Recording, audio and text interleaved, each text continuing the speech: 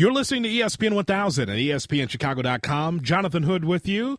We're glad that you're with us. Let's go to Grantland.com. We'll talk to David Shoemaker, who is also known as the Masked Man on Grantland.com. You're looking for a great wrestling podcast, which is the Cheap Heat he does with Peter Rosenberg, and also the columns he writes on Grantland.com. And he joins us here on ESPN 1000. David, Jonathan Hood, thanks for your time. Thanks for having me on, man. It's a pleasure to be here. Absolutely. Paul Heyman, the manager of Brock Lesnar, how important is Paul Heyman to the WWE programming right now? Because I really liked your column about it. Can you talk to us about the importance of Paul? Well, I mean, he's a total throwback, right? I mean, the WWE, the big critique of the WWE is it's gotten really homogenized over the past 10 or 15 years. And, you know, a lot of people love John Cena, a lot of people don't, but the big critique about him is that, you know, he's a champion who just kind of checks all the boxes. He's like a prototype of what somebody thinks a wrestler should be, but that's not very exciting at the end of the day. What Paul Heyman is, he's just this old school manager. He can talk better than anybody in the business, and he has this way of he's such an irritant, he's such an outlier that he really just kind of makes things matter in a really bizarre but really powerful way.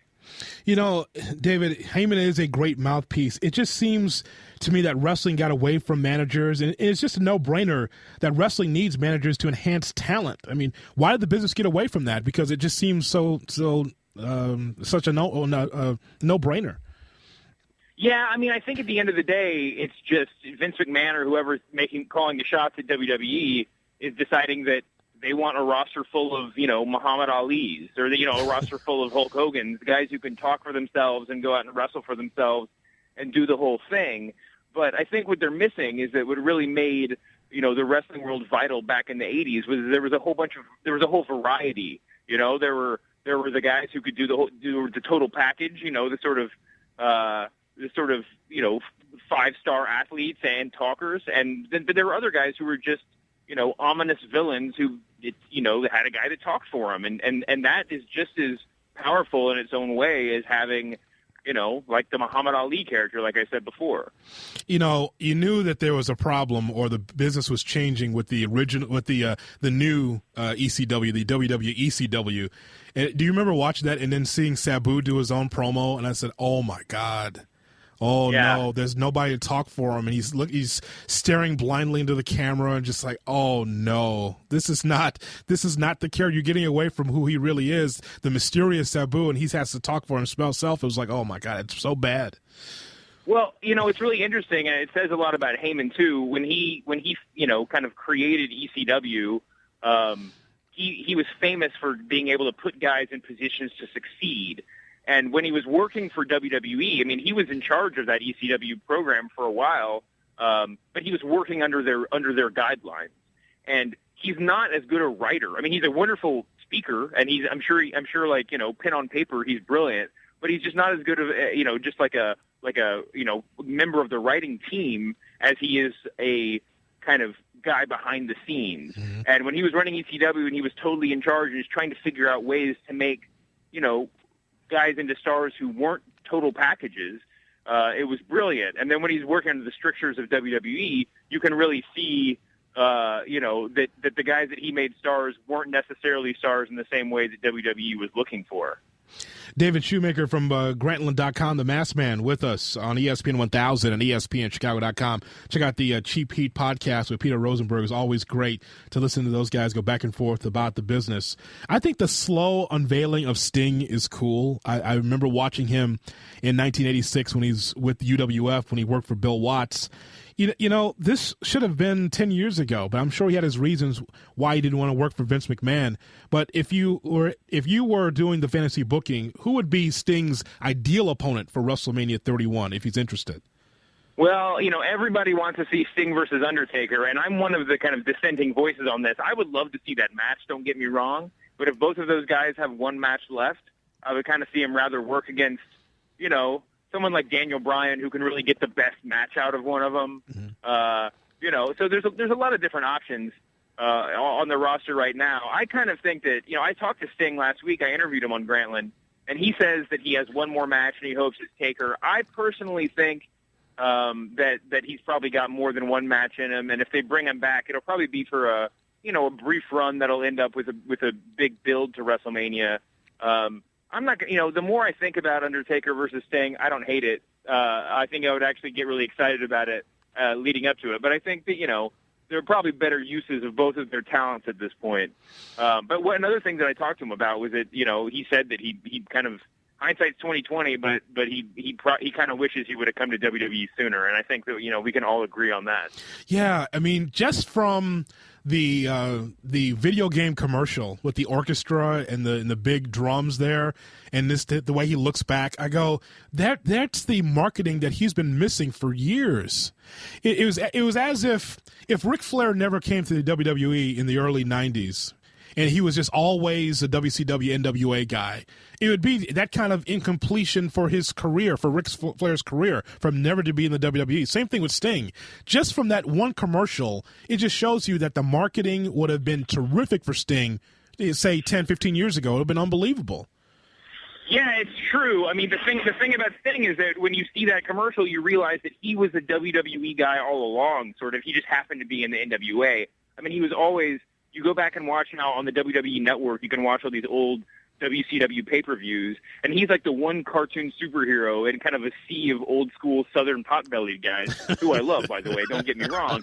But he had this, like, unique charisma that all that video game commercial made it so clear that WWE could have made him, just a superstar in a way that he wasn't before. And you're right about Flair. I mean, people have a lot of complaints about Flair's run in WWF because he didn't wrestle Hogan on a big event, and, there's all these things he didn't quite do. But you're right. Nobody has that complaint that there's, like, a giant chasm in his career. I think Sting really sees that now, and he wishes he could have done it differently. But, at this point, we just got to look to the future and hope that he figures out a way to sort of, make an impression in WWE. It's still up in the air. He was at Comic-Con this week. He did the video game, but there's still no concrete plans for him to be an in-ring performer. We just got to hope that he gets there. David, growing up in Chicago in the AWA territory, I've been watching this stuff when I was going to the International Amphitheater with my dad in the late 70s, early 80s. So I've been watching this stuff for a long time and seen a lot. I just know that there's always an ebb and flow to the business. There's always good times and bad times. There's always peaks and valleys. I get that. But the thing that should always be constant is that the heel should be able to get genuine heat. And what we're seeing in 2014, I'm thinking that we're not going to see this in the future. I think it's more difficult today to get real heat for people to really hate you in today's wrestling landscape. How do you see that? Because outside of, even with Paul Heyman, and in the videos you showed on your column, your latest column, there's still people that were behind what Paul Heyman had to say. There were still people that were cheering. How difficult is it to get real heat today?